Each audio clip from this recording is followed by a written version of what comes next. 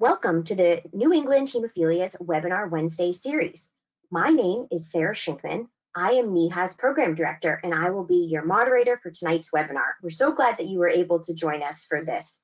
As we navigate the current health crisis together, our primary concern is the health and wellness of the individuals and families we serve. Being connected with each other is more important than ever.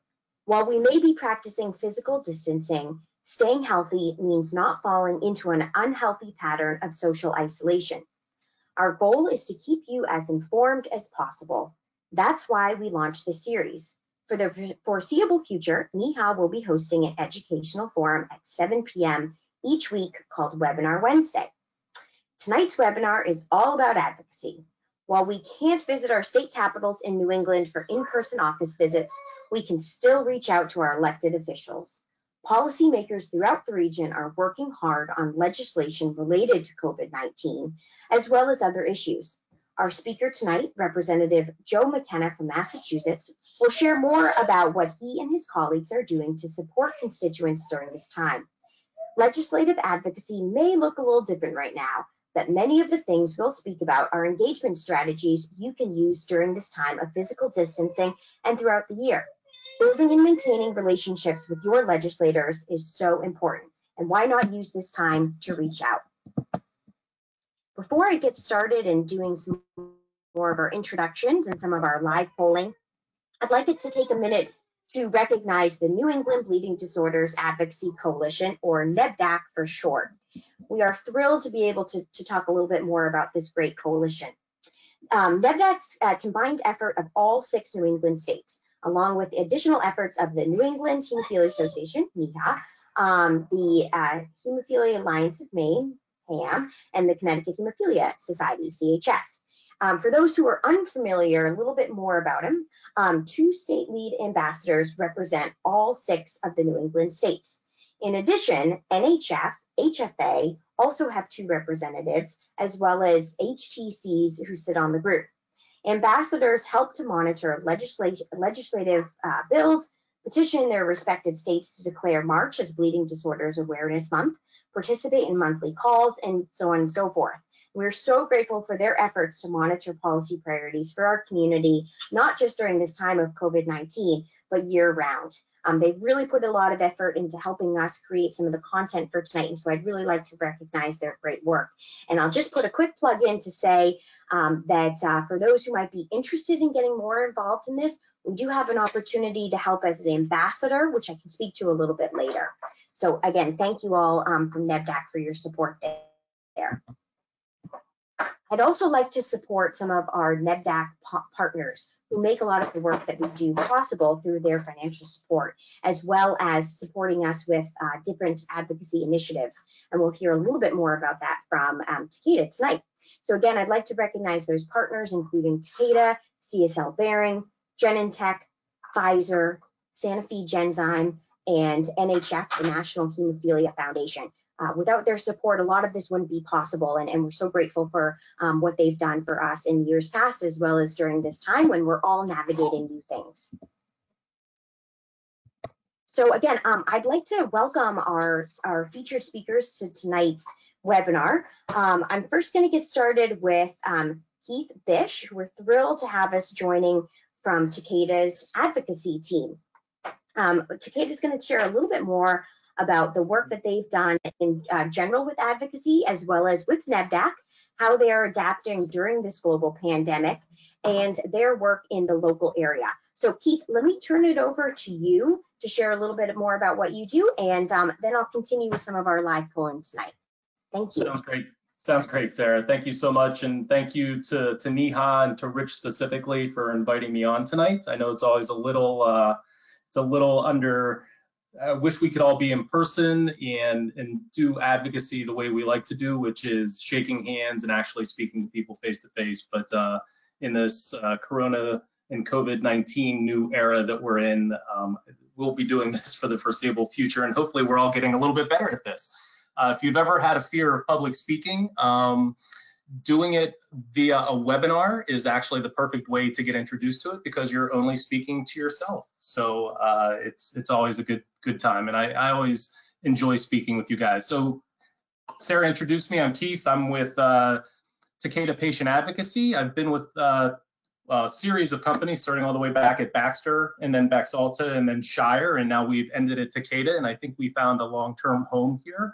So if you are familiar with Baxter, Baxalta, and Shire, you know that we have been doing and in the hemophilia space for almost 70 years now. So we've been around for a long time, and I can say that this is the first time that we've ever had anything like this ever occur, where we've had the stay-at-home orders and just a completely different way of doing business.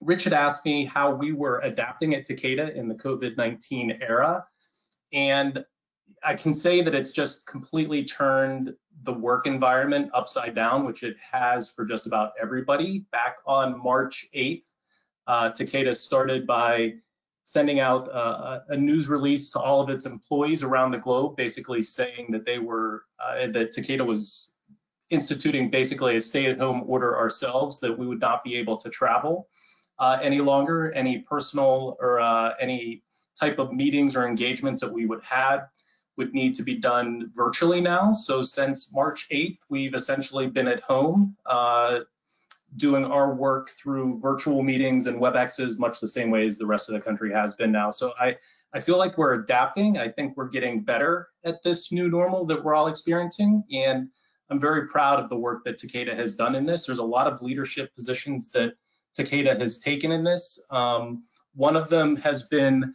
in the work of actually forming a global partnership in helping to treat COVID-19, and actually have formed that with some global plasma leaders, including CSL Behring, Octapharma, which is what the hemophilia community is probably most familiar with. And basically what we're doing is developing a plasma-derived therapy used for treating COVID-19. This alliance, which began back at the beginning of April, will be basically doing plasma collection for patients that have recovered from COVID-19 and basically forming a polyclonal hyperimmune immunoglobulin medicine that will be used to treat those individuals with serious complications from COVID-19. So this is really a bold move where global leaders come together and actually are working together to help try to fight COVID-19 and the pandemic at this point. So I'm very proud of the work that we're doing on that standpoint.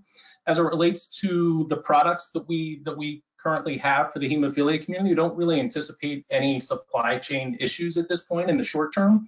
Long term, it's hard to say exactly the routes the pandemic takes, but at this point, I think in the foreseeable future, I think we feel pretty good about product supply and lack of disruption at this point based on what we know from our immediate supply chain. So we feel pretty good about that. Rich also and he and I have had many conversations through the pandemic so far, but one of the things, and especially as it relates to advocacy, is how does the community remain actively involved? And I'm gonna just share a brief story in regards to rare diseases in general, and especially with the most recent support bill that just came up, the $2 trillion legislation that was passed in relief efforts. Part of that bill, there was a large group of rare disease coalitions that came together. A lot of patients that have Medicare Plan B were not able to have access to their therapy being infused at home. It wasn't being covered through Medicare Part B.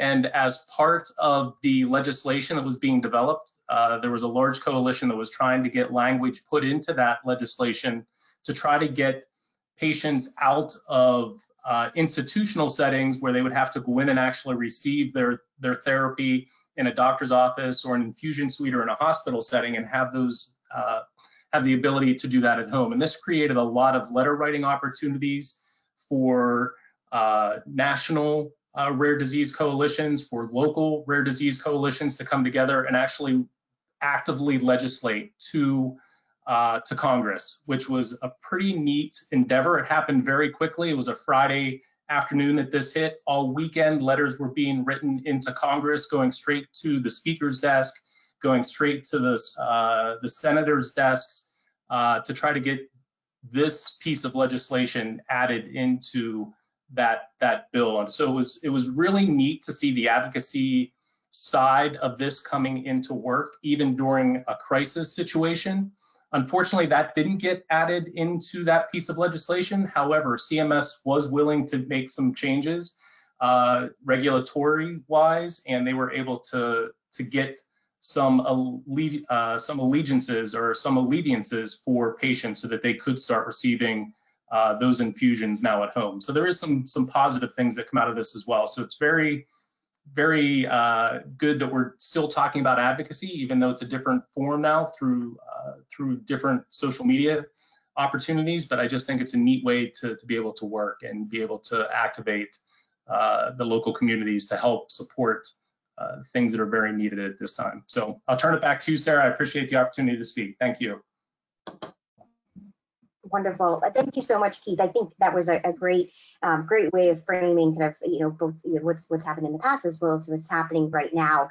One of the things that I've always said, being involved in advocacy in the past, is that, advocacy happens year round. There are opportunities to get involved from so many different spaces. And I think that this time is a real chance for us to take advantage of some of those resources and opportunities that have always been out there. They just maybe haven't always received the same limelight that, say, an in-person legislative day has had. So I hope that this is a chance for us to really kind of reflect on what some of those things are and take advantage of them. I know many of us are using this time to connect with family and friends who we can't see through different means of webinars and Zoom meetings and so on and so forth. I think we can use a lot of those skills in the same way in terms of connecting with our elected officials.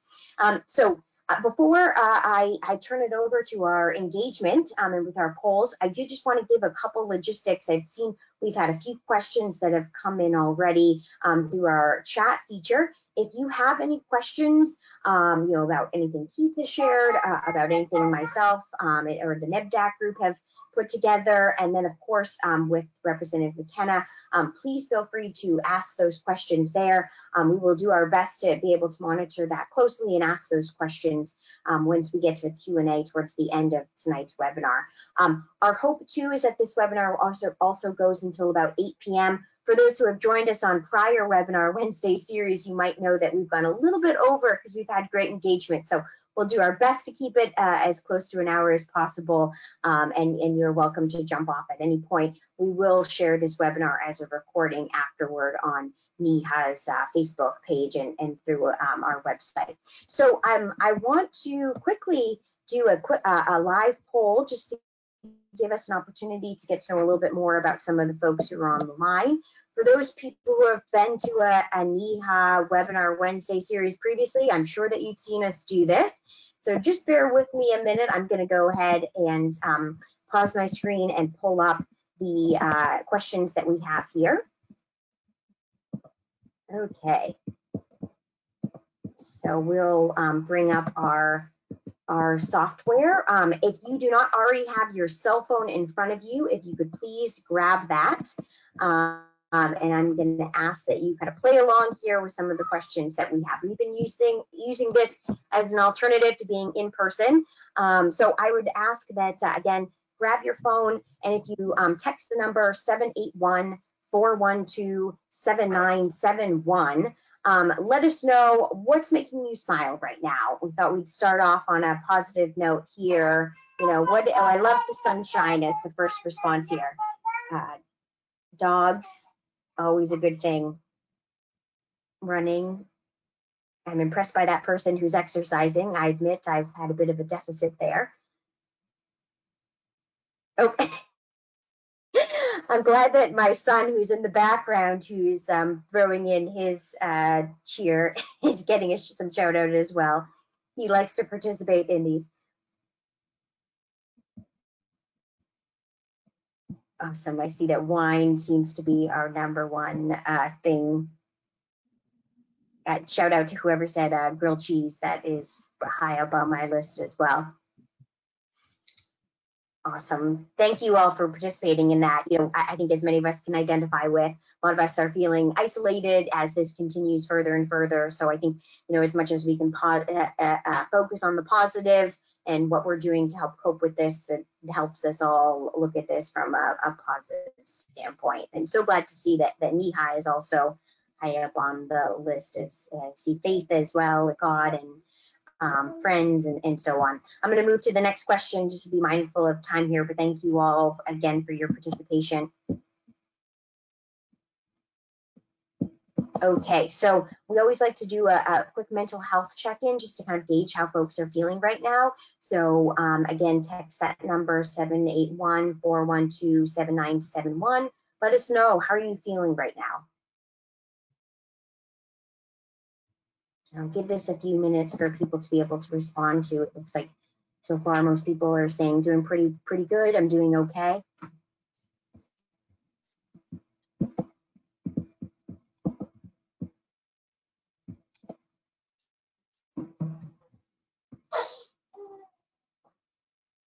Great. So it looks like so far the majority of folks have reported that they're doing pretty good. I'm glad to hear that. Thank you all for participating in this and letting us know kind of where you're at. As we mentioned at the beginning of the call, the purpose of doing these is to give us a chance to connect. It's a little bit different than what we might be used to, but it's a great way for us to be able to make the best of this difficult situation. So I'm going to move on to the next question now. Again, thanks for your participation. So, you know, thinking about our theme tonight of legislative advocacy and COVID-19, let us know, how comfortable are you with legislative advocacy? You know, do you consider yourself an expert, advanced, intermediate, new to legislative advocacy? We'd love to hear kind of where you're at. So I see right now intermediate and new seem to be kind of where most people are focused. And it's really nice to see the variety in experience levels here. Our hope is that whether you've been doing this for a long time, maybe you do this as a profession, or you're new to this, that you'll be able to get something out that will be useful for you. Certainly this is a new time for all of us, so I think we can all gain something beneficial from hearing what our legislators are doing. Great. So it's really nice to see. I think we're pretty well spread across the board. It looks like, you know, about a third of the or a quarter or so in all buckets here. All right, I'm going to move on to the next question. Okay, so I'd ask you to respond to, what legislative advocacy actions have you taken in the past? And this allows you to select, I put it so you can select you should be able to select multiple. So let us know kind of how have you engaged in the past. If you've done something other than what's listed here, feel free to add it into the chat. So for example, maybe you've written like an op-ed or something about your story in your local paper, or maybe you've had a chance to testify in front of a committee. We'd love to hear that kind of stuff.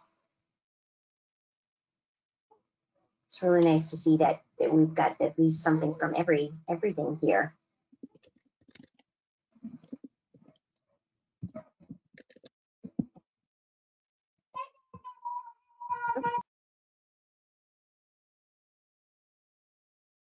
I see the majority of folks, it looks like, have participated in in-person meetings or written a letter or an email. So nice to see that, you know, even though a lot of people have done that in person, there's also some engagement that's happening outside of just being in person.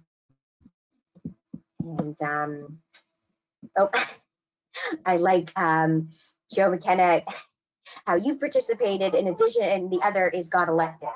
That's a great segue into your presentation shortly.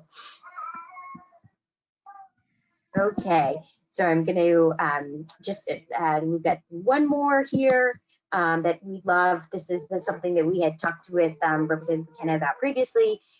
Curious to know, you know, what parts of your life have been most impacted as a result of COVID-19, and specifically as it relates to care for your family, so you or your family member, their bleeding disorder. I'd just love to get a sense, you know, have you had challenges with insurance or accessing treatment, or you know, anything that's happened as a result?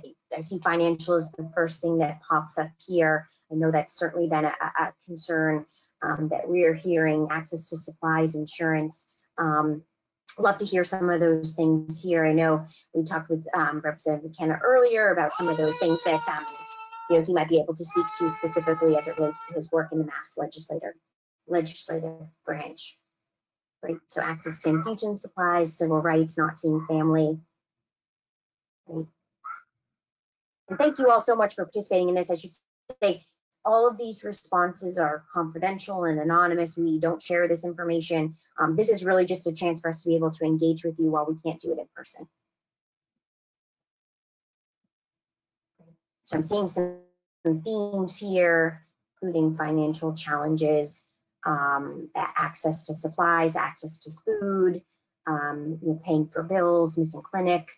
These are all things that I think are common themes from our community right now. So again, thank you so much for sharing these. I'm going to go ahead and just pause the polling for now, and I'm going to come back down to my screen, and we'll continue with the presentation. Okay.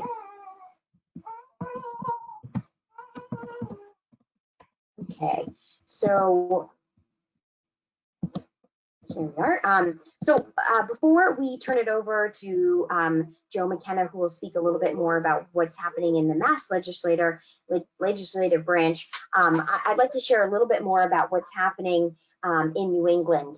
One of the things that we did in preparation for this webinar was to ask the NEBDAC state leads to reach out to their members in their local state legislative branches to ask them kind of what they're doing. And so we wanted to present a little bit of that information here. We also wanted to recognize their efforts in the work of NEBDAC prior to COVID-19. Of course, March was Bleeding Disorders Awareness Month, which there are some great efforts that happened during that time period, but unfortunately some of those things became overshadowed because of what's happening with COVID-19. So share a little bit about some of those updates as well.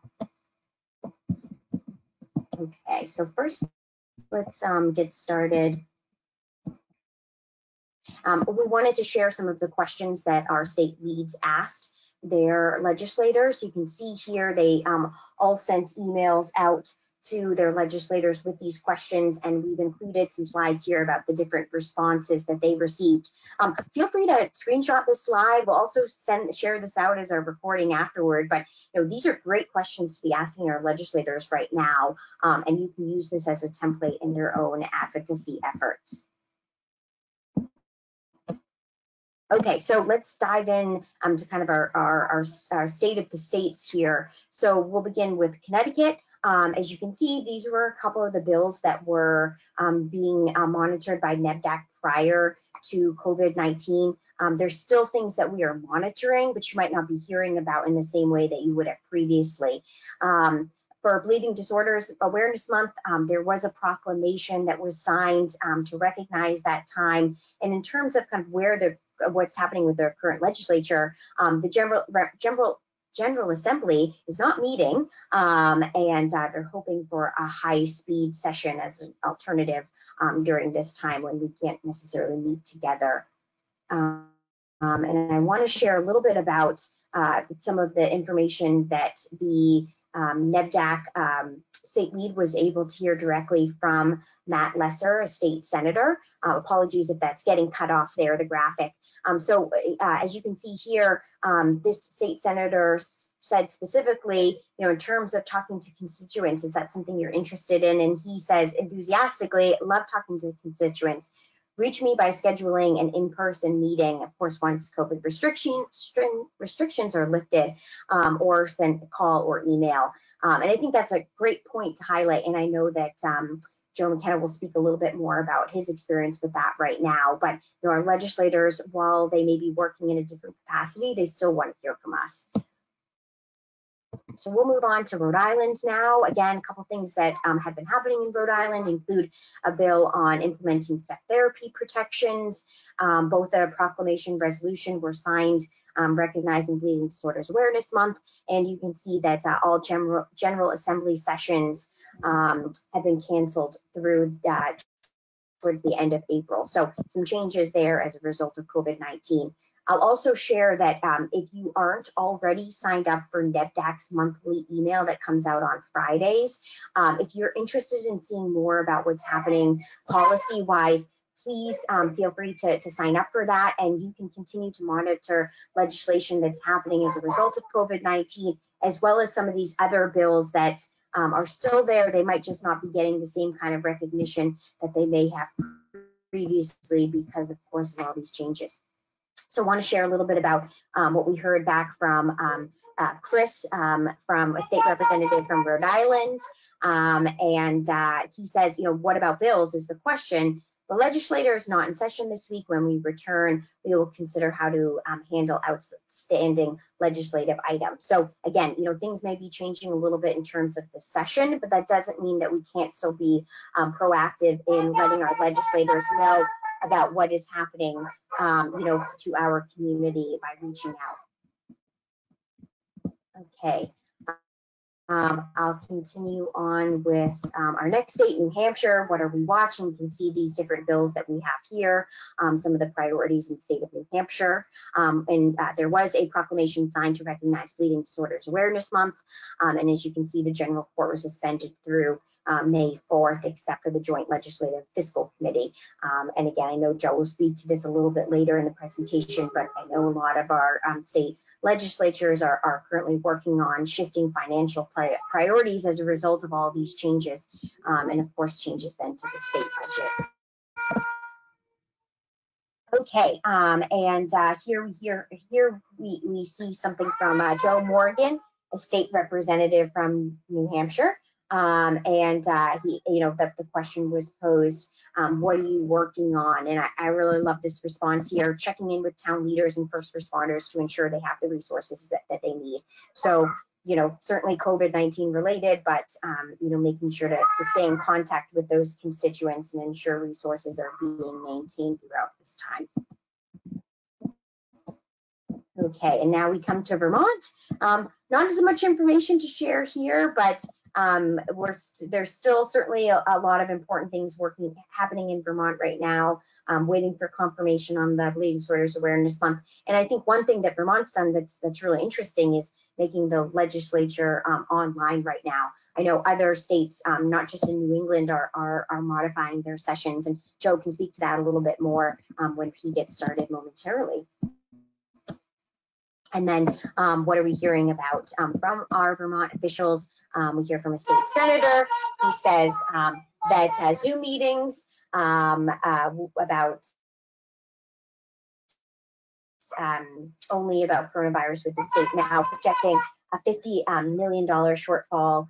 They're reprioritizing spending. So it sounds like that's a common theme among many of our legislative bodies. And I love the enthusiasm also around making sure to talk to constituents.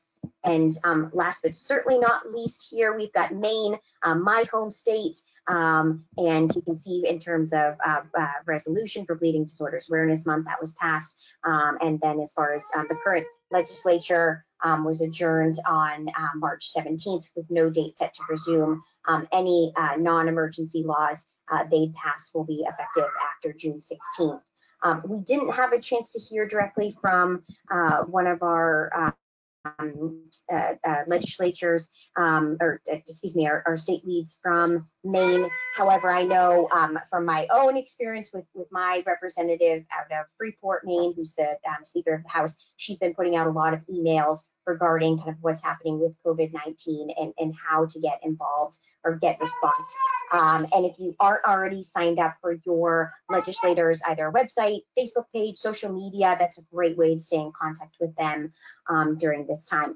Last but not least, we have Massachusetts, and again, good segue into our featured speaker tonight. You can see some of the different legislation that we've been watching there, as well as some of the things that have happened with Bleeding Disorders Awareness Month, and in terms of the current legislative setup in session, and doing both partially and electronic and remote sessions. So with that being said, thank you all so much for listening to that update. We really wanted to make sure to recognize all of the great efforts that are happening throughout the New England region.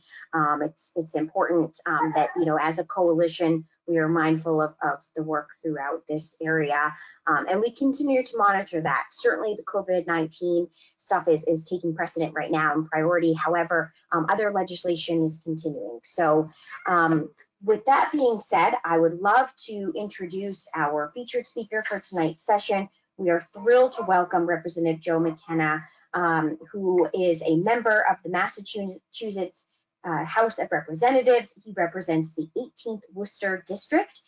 Joe was elected to the House of Representatives in 2014 in his first race for public office, after previously having served for 3 years as the Chief of Staff to State Representative Peter Durant of Spencer. I hope I pronounced that correctly.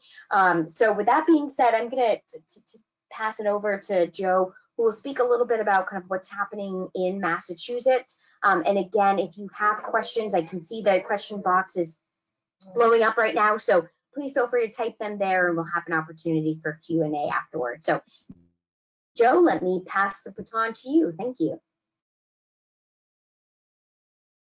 Hi, how are you? I'm so happy to join you this evening. Certainly good to interact and talk with other people in a time where we're kind of stuck at home. And I think it's an interesting time, and for us in the Mass Legislature, we are in the same boat as almost everybody else, where we are trying to figure things out as we go in this work from home environment. And to touch on some of the things that Sarah was mentioning as far as legislature in session or not, in Massachusetts, we are technically in session. We have regular 2-year sessions that don't break until the end of the second year. However, like everyone else, we can't get together and meet to have a recorded vote or a formal session. So we're only able to pass things right now by unanimous consent, by unanimous approval. So that has been effective in passing some of the emergency response measures that have been taking place in the short term, but it's starting to present a problem as far as moving forward with other substantive legislative matters, a big one being the budget. And for the budget, we're actually in an interesting position where we would normally be voting on the House budget right now this week. But as you can imagine, the revenues that we are expecting are going to be slashed by a huge and yet to be determined amount. So we're essentially starting the whole process from scratch 3 months behind schedule. And what normally is an iterative process with the governor filing a budget, then the House, then the Senate, is now going to be condensed with all three groups kind of working on a consensus budget.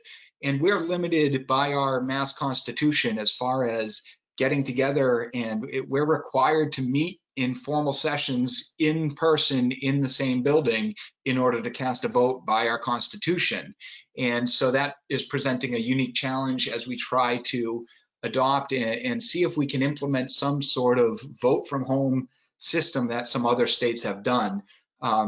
It's kind of a unique catch-22 where in order to institute that type of system, we'd need to change the Constitution, but in order to change the Constitution, we'd need to vote in person. So needless to say, like everyone else, we're trying to figure things out as we go along. So it's certainly an interesting time. Just looking back through some of the questions that have been posed, and I know Rich and Sarah and I had a brief conversation before the webinar, to give people an understanding of what a legislator does if they don't have that full understanding. It's kind of a multi-pronged job description, I guess you'd say. And the first one that people really think of is in taking legislative action, and that's passing a budget and making state laws, voting on state laws. But another branch is in serving constituents, and that can be anything from helping a constituent who's having trouble navigating a state bureaucracy to trying to connect a small business with a small business development grant that is offered by a state agency. And we're really keying on this part of our jobs right now because so many constituents are in need right now, especially with the massive influx of people on our unemployment system. In Massachusetts, the Department of Unemployment Assistance, which normally has 50 employees, has gone to 600 employees. And we're quickly approaching 750,000 new unemployment claims within the last month alone. And so the workflow there is overwhelming. And so we've got a lot of concerned constituents. And so a big part of our job right now is trying to help those constituents navigate a really stressful time.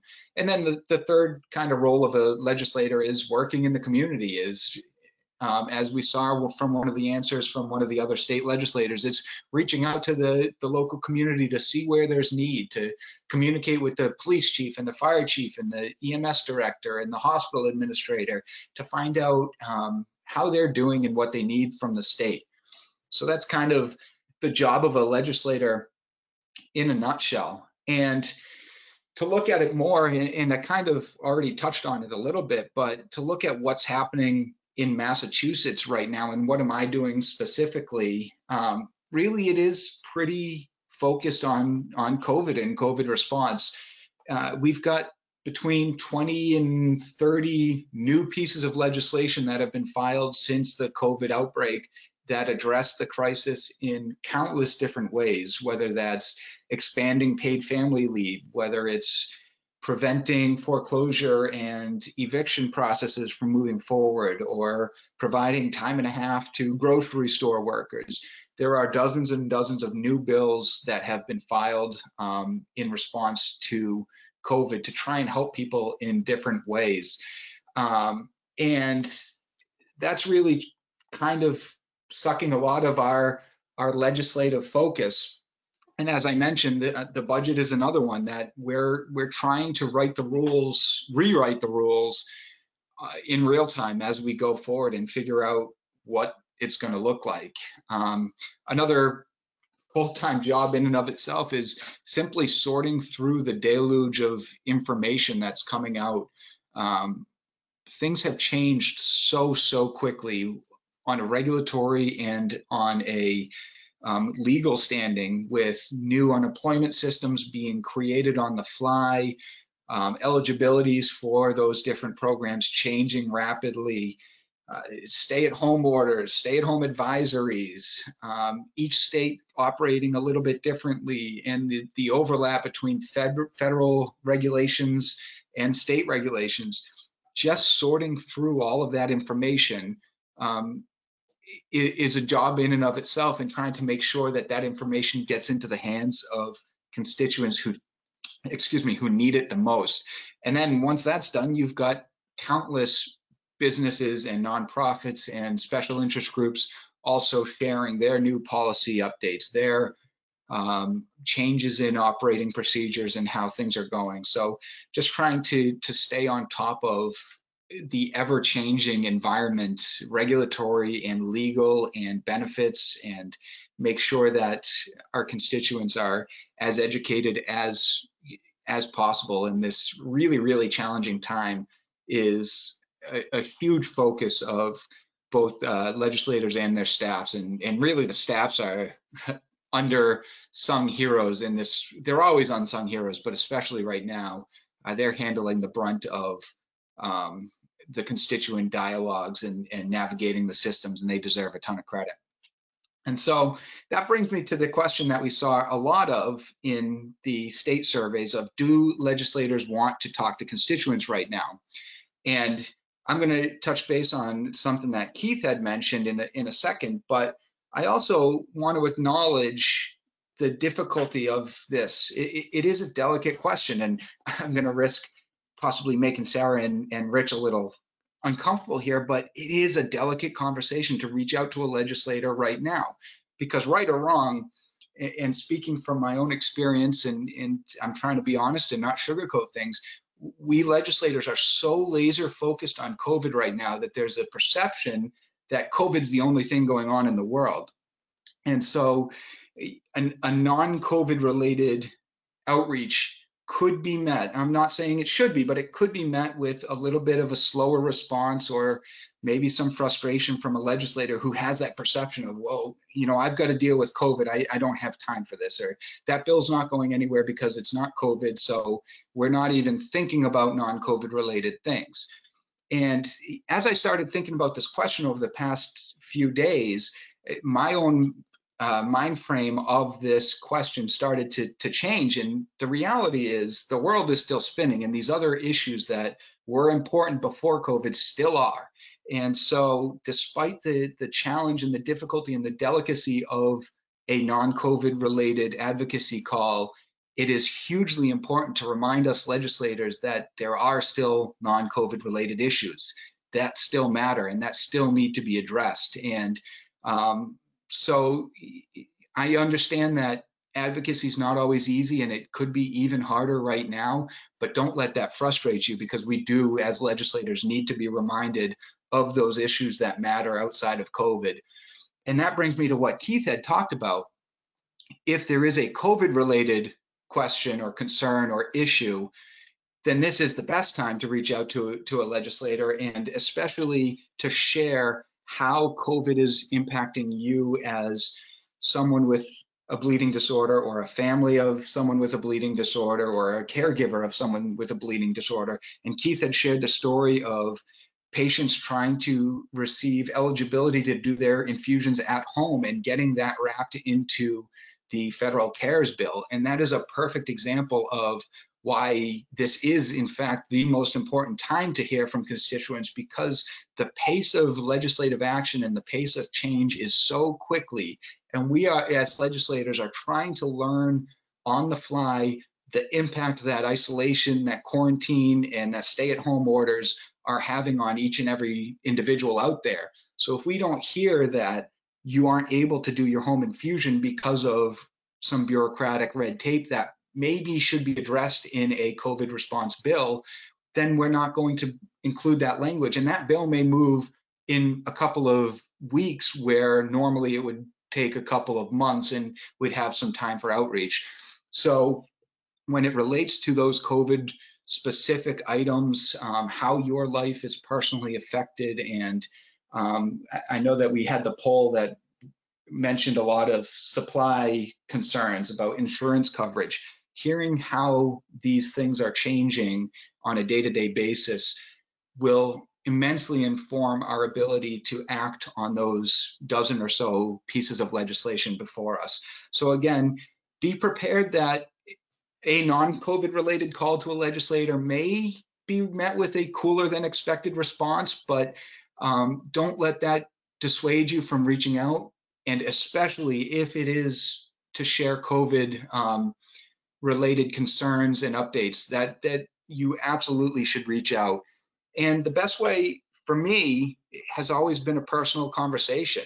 Hearing from people, whether it's a phone call or a meeting, and obviously meetings are a little bit difficult right now, but hearing someone who has taken the time to make themselves available with a phone call makes that story and that outreach so much more genuine and real and memorable. And so if you call, you may not speak to a rep or a senator. You may get a voicemail, or you may get an aide's voicemail, or the aide, but it shows that level of advocacy and commitment beyond even an email. An email is certainly good, and especially if it's a personal email, if it's one that takes time to share a message about yourself and about your life with a bleeding disorder, and that personalization, similar to the phone call, it makes a huge difference. And then social media. Social media is an interesting piece, because it's such a powerful and a useful tool, but it's also so full of noise and distraction that I would treat social media on a case-by-case basis. And I think that a little bit of online research will kind of tell you which reps and senators are social media savvy and have a presence, and which are a little bit older and may not have a Facebook or a Twitter presence. And you certainly don't want to reach out on Facebook if someone hasn't checked their Facebook in 6 months. It's just not going to be an effective mode of communication. But if you've got a rep or senator who's posting videos online and tweets and all these things, then yeah, it can certainly be a powerful tool. But realize that it can also be lost in the overwhelming volume of noise and other content that is on social media. So a direct outreach via phone or email is really the best way to ensure that your message gets through without being mistaken for spam or just for lost noise. And as far as finding out how to reach your rep or your senator, really Google's your best friend here. You can go just Google your rep or senator's name if you know it, or each state website should have a directory and a map feature that will let you enter your address or enter your town, and it's going to tell you exactly who your rep and senator is, probably have a link to their official state website, which certainly will link their email and their phone number. So a little bit of work there will go a long way to making sure that you're connected. So with that, that's kind of my quick summary. And I guess at this point, I'll give a quick background on myself, which I certainly should have done from the top, from the very beginning. So I apologize for that. But in addition to being a state rep in Mass, if you don't know me or haven't heard from me, I have a huge family connection to hemophilia. And actually it goes back to my grandmother and her mother before her, I believe. She was a carrier, and so my father was one with hemophilia as well, and he had 2 sisters who were carriers. And my father was actually in the generation in the 1980s that ultimately, through a tainted blood supply, through a tainted blood transfusion, contracted HIV/AIDS.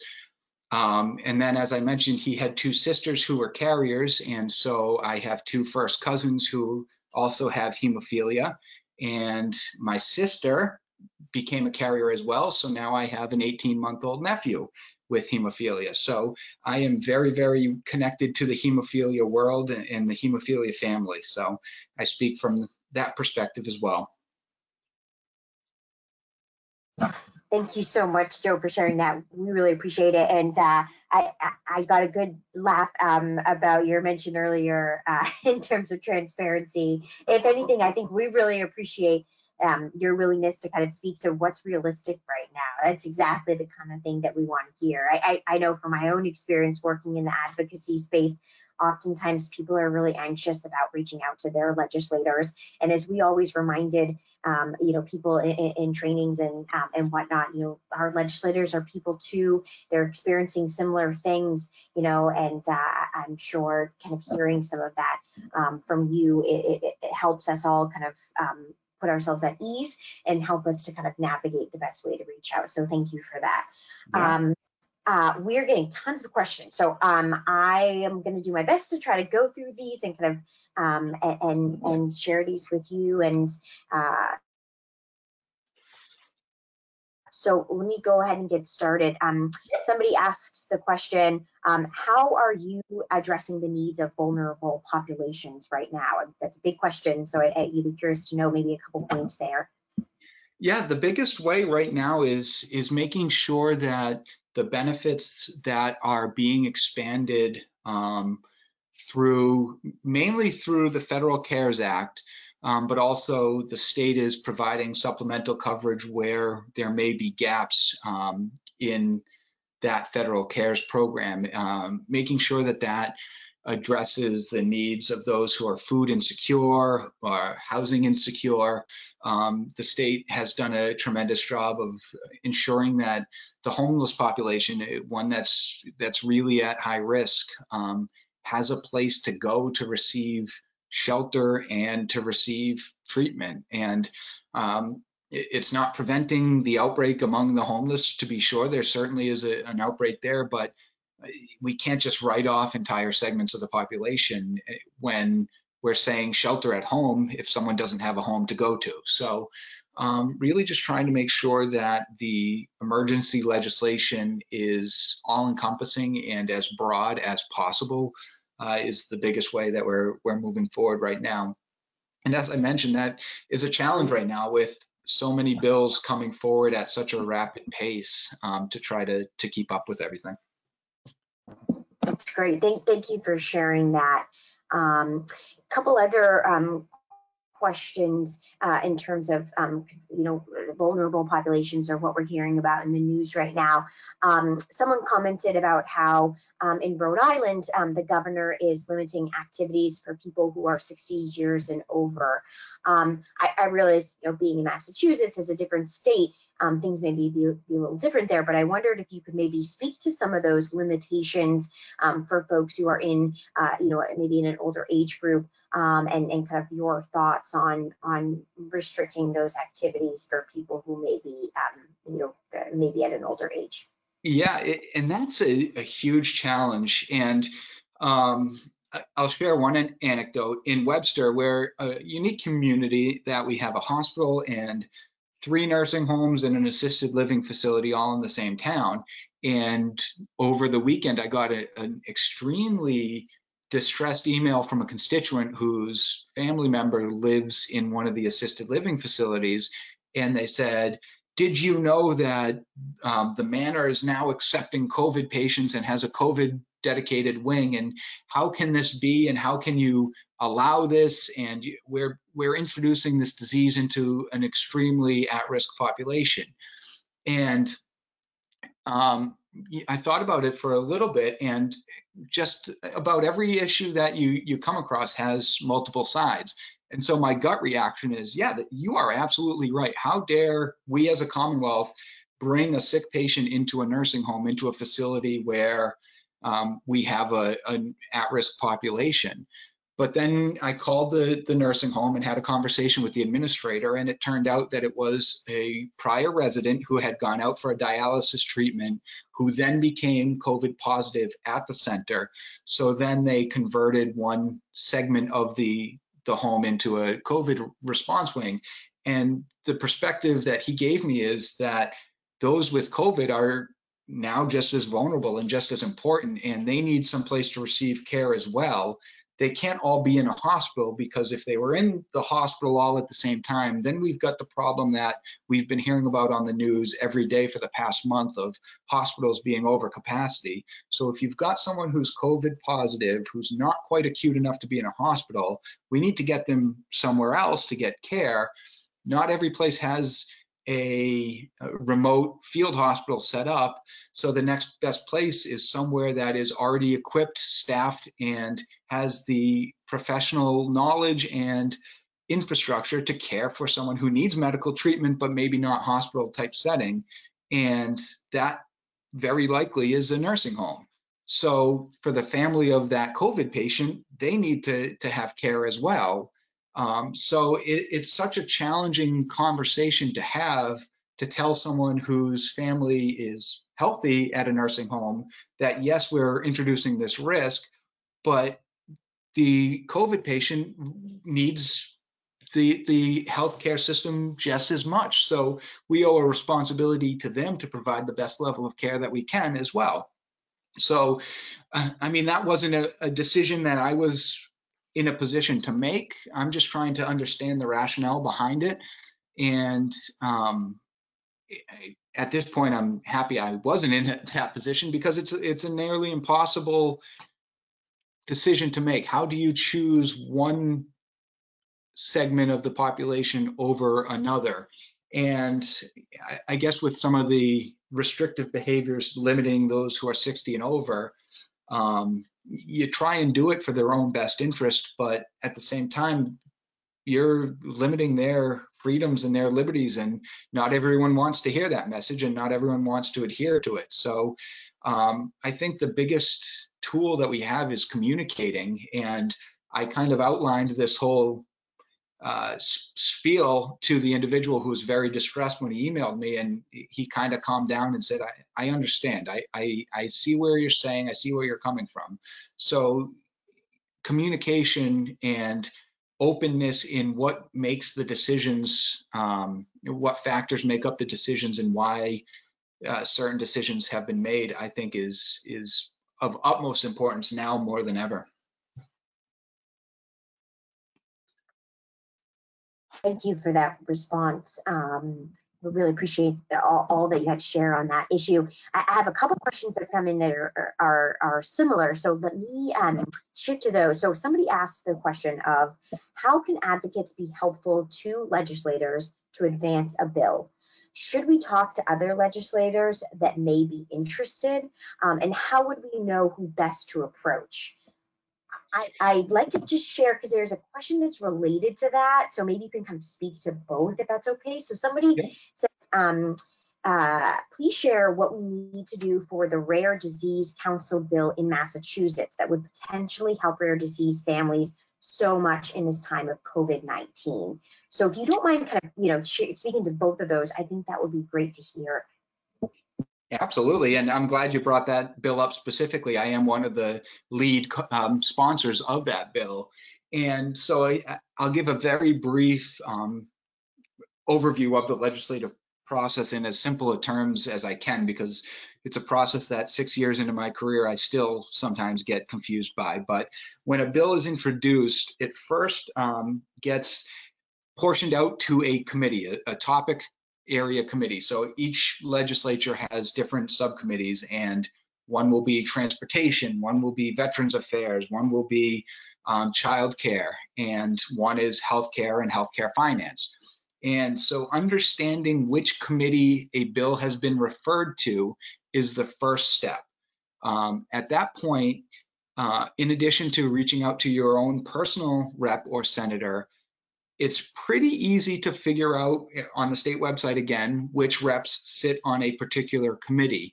So finding that information and reaching out to that committee specific rep or senator, and usually there's about a dozen reps and senators on each committee. So sending an email to the committee members to say, hey, this bill is in front of your committee. And again, make it personal if you can. You know, my name's Joe. I've got a whole family history of hemophilia.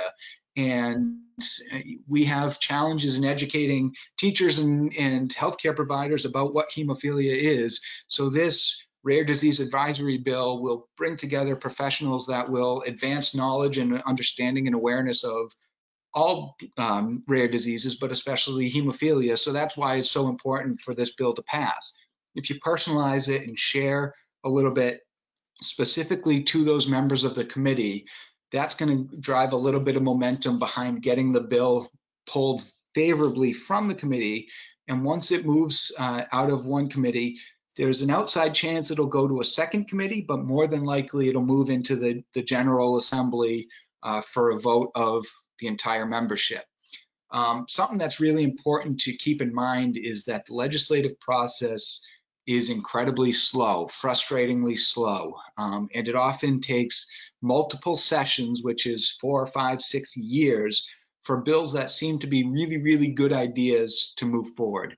And I don't necessarily think this is a bad thing, because for perspective, we've got between 5,000 and 6,000 bills filed every session in Massachusetts. So if every bill moved through at lightning speed, it would be just a catastrophic landscape of rewriting the entire Mass Code of Law and Regulation every 2 years. So we move slowly and very deliberatively.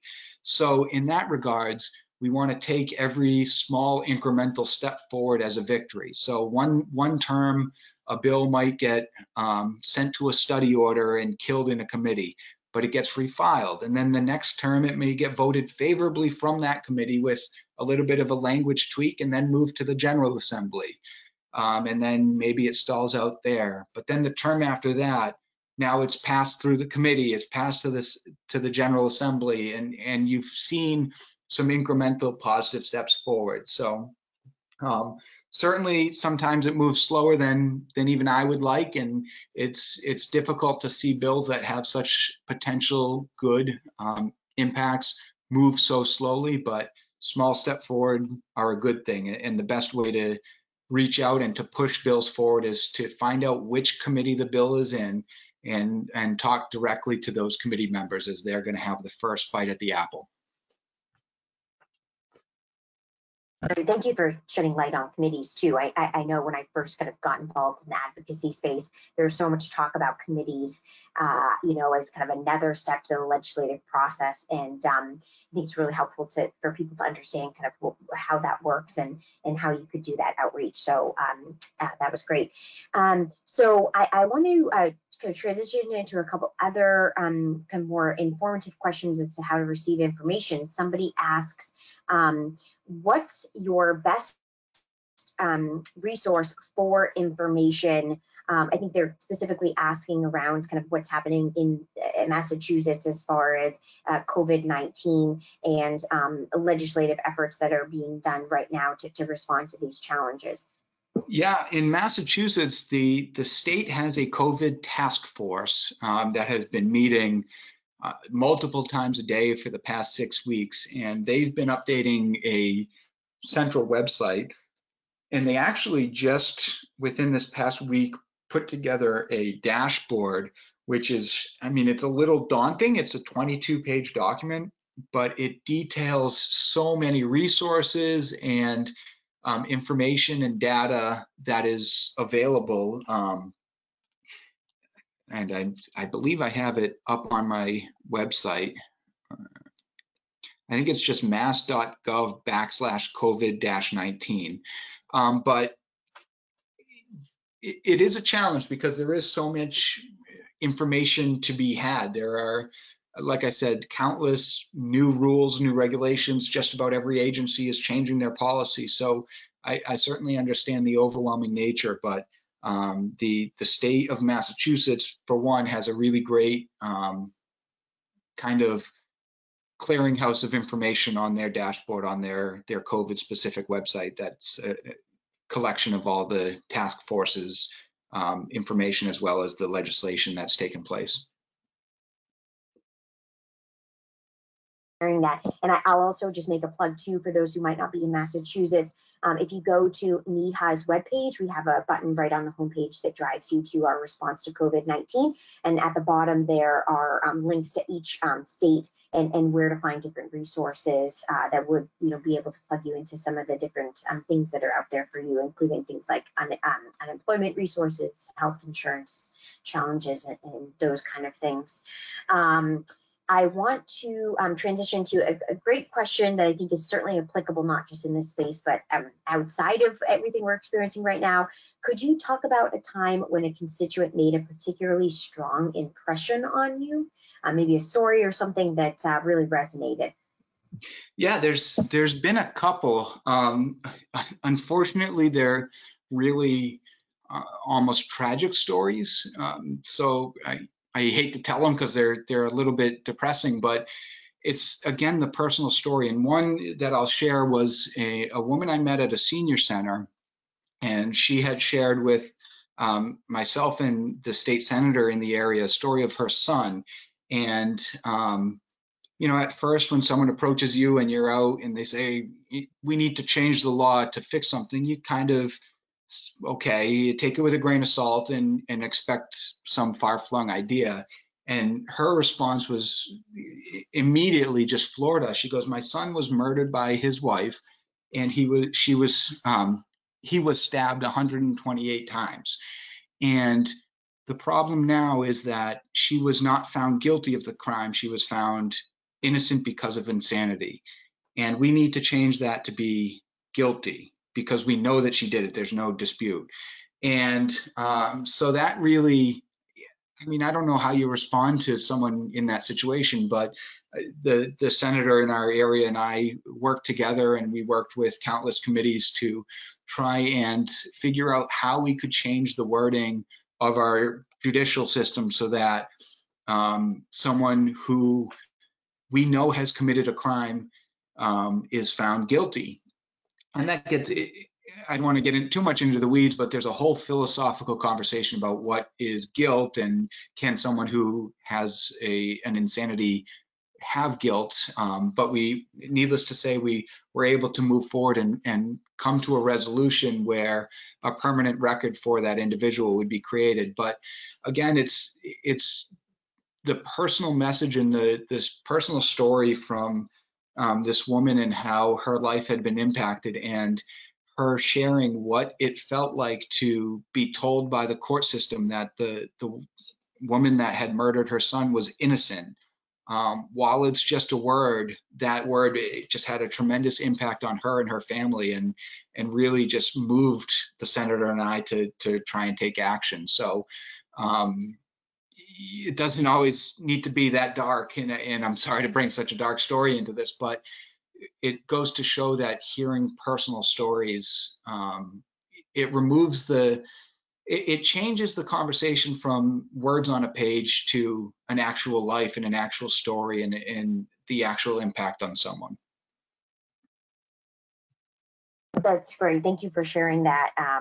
That's certainly a story I think will probably stick with many of us. And it reminds me of something, well, maybe not so much the story, but just some of the themes that you mentioned remind me of something you said earlier, which was, when you're doing outreach to legislators, if you're sending an email, personalizing it, including your story and some information that might resonate with someone, I think is so important. And so I'm just kind of thinking about that personalization aspect and how that really goes a long way to helping you understand kind of the impact of the work that you're doing. And something I want to add to that is to be persistent and to be repetitive without being bothersome. You can certainly do it with overkill, but if you send one email or you have one phone call, well, that's one phone call or one email. But if you've done 2 or 3 or 4 over the course of a couple months, now as a legislator, I start to know your name and I start to recognize it. And depending on how the message is brought forward, now you've started to develop a relationship where instead of seeing HD 2416, the rare disease bill, I see that and I say, oh, that's Sarah. That's Sarah and her family, and that's Rich, and that's okay. That's the bill that impacts Rich. It's not just words, and it's not just another bill number anymore. It becomes about you, the person, but it takes multiple touches to the legislator to get to that point and to really make sure that your story gets cemented. Absolutely, it's kind of like putting a face on legislation, and I think that's a great way to frame it. Well, thank you for that. A few more questions, if you don't mind. Yeah. This is great. Thank you all so much for your engagement. Somebody asks, I hear that we're going to see the worst of COVID-19 in the next couple of weeks. Do you think the hospitals are ready to handle this surge that we're about to see? In Massachusetts, we are confident. The governor has made the statement that we're confident that we will be able to address the maximum surge. And the numbers came out today. I believe there were just over 200 deaths in Massachusetts today. For the past week or two, it's been hovering between 150 and 200 a day. Today was up a little bit. We kind of thought that we had reached a plateau and might be on the other side of things, but today was a spike. Unfortunately, it was the first day in the last week where deaths from one day to the next actually went back up. They had been trending downwards. But according to the governor and the Secretary of Health and Human Services, the amount of preparation that they did to build up some field hospitals, they've got a field hospital in Boston and one in Worcester that are built up out of the convention centers. They've actually built, think of the movie MASH, they've built mobile, the National Guard built them, the mobile military style field hospitals. And again, that's designed to house those who are COVID positive, but may not be quite acute enough to require full hospitalization, so that the hospital capacity is a little bit more freed up. So it took a lot of preparation and foresight, and certainly a tremendous amount of work, but we're feeling relatively confident in Mass that we shouldn't have the type of overflow and life and death decisions that are made about who gets a respirator and who gets a ventilator that we saw some places like in Italy and other countries. Thank you for sharing that. Now, I think one of our final questions here, somebody asks if you wouldn't mind kind of commenting on the work that Governor Baker has done in Massachusetts and kind of what you think about his response so far with all of this. So first and foremost, I will say that no matter who you are, this is an absolute no-win situation, because no matter what you do, you're going to do it wrong according to some people. And I certainly have a lot of people reaching out to me that say, you know, we are doing more harm than good with all of our business closures and our isolation orders and this and that and the other thing. And there are more people that are going to be harmed economically, financially, and health-wise than lives are going to be lost. And I don't believe that, but the point is that it's an incredibly challenging position to be in. And you think about it, when he closed the state of Massachusetts, we only had a handful of cases.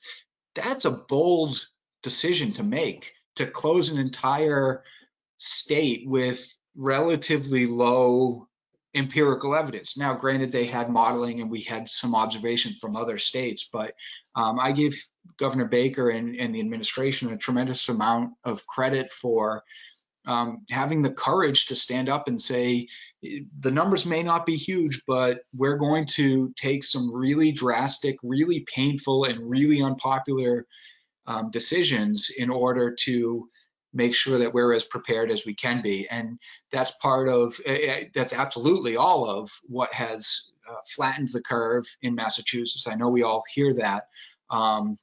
And what we're coming to understand is that while the numbers ultimately may not be less, you may still have the overall number of infections and tragically deaths. If it's stretched out over a 6-week period rather than a 2-week period, that relieves an incredible amount of the burden on our hospitals. And that's something that, with Governor Baker's leadership in Mass, we were able to do very well. So the short answer for me is that, yes, he's done a tremendous job. It's a no-win position, and there are many, many people who are upset with him for various decisions about closures and timeframes, and how can schools be out, and how can this business be open but that one not be open. But I think he's done a great job, and it's a job I certainly don't envy right now. Thank you for sharing that. I think that was such a good way to speak about, you know, those in leadership, yourself included. You know, I think people are certainly do the best they can with the information that they have in an effort to, you know, maintain the safety of those they work for and are leaders for. So I think that I really appreciate that response. I want to end on what I think is a really nice note here. Somebody wrote in to say that they knew your dad and how proud he would be of you. So just know that some folks out there giving you some high praise for what you're doing. Well, that's great. I appreciate it. I'm looking at both the governor's proclamation of Bleeding Disorder Awareness Month, which I got stuck with because we went into shutdown, so I couldn't get it into Rich's hands. So it's sitting here in my office, and also a picture of my dad. So certainly awesome. Appreciate that message. That's wonderful. Well, this has been so helpful. I think any opportunity that we have to be able to speak directly with, you know, a policymaker who's working directly for us in our community is so impactful. You know, as I said earlier, just oftentimes I think there's a lot of confusion or kind of misunderstanding around how do we connect with our legislators, and you know, certainly during this time of uncertainty and where things are ever changing, you know, we are really grateful for your time to be able to shed light on, you know, what is happening during COVID-19 as well as what's happening in the space outside of that. So you've been such a tremendous supporter. Yeah, please. And I think something you brought up, that we're human too. We're just regular people too. So, you know, we're not scary to approach, but also we've got our faults. And so we require some patience as well during the challenging times. So, you know, I appreciate that. Absolutely. I often think to myself, gosh, how do these people, you know, how do legislators maintain everything that they need to do for constituents as well as everything they have in their lives outside of their political office? So big kudos to you, and we really appreciate your time tonight. Yeah, my pleasure. So happy to be here. Awesome. Well, I realize that we're running a bit over, so I just want to go through the next slides quickly for folks to know kind of what resources are out there for them.